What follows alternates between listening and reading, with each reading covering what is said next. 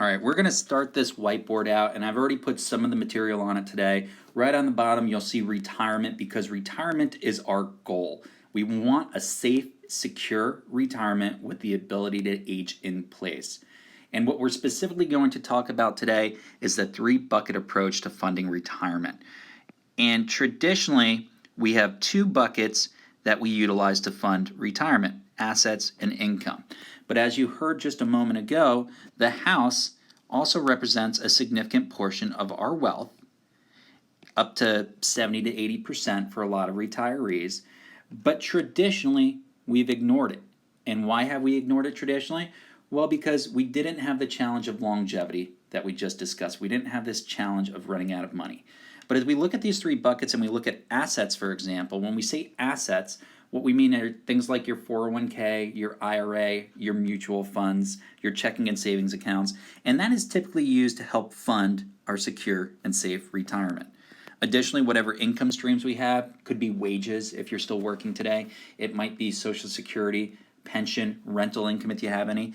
That's also traditionally been used to fund retirement. And previously, it was enough.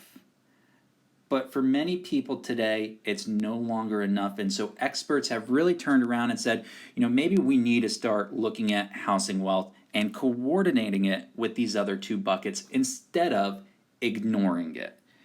And housing wealth is problematic because, unfortunately, it looks a little bit more like this in retirement. It looks a little bit more like a jail cell than it does just a house, because we might have a lot of money tied up in the house, but it's oftentimes trapped in the house and we have no way to easy access it. So that's problem number 1 with housing wealth. Problem number 2 that so many people face today is they're actually taking assets and they're taking income, which we should be using to fund a secure retirement, and they're actually going ahead and they're putting that in the house. And that's problematic because of one major reason. If we have a $1,000 payment and we're taking it from our 2 buckets on the left, and it's our wealth, right? This is our wealth coming from assets and income, and we're moving it into our 3rd bucket, the house. The problem lies in not all that $1,000 is going to transfer into the house. Depending on when we refinance or how many years we have left on the mortgage, we might see as little as $200 to $300 actually move into the house. So even though we're taking wealth from one bucket and moving it to another bucket, by doing so, we're actually reducing our wealth.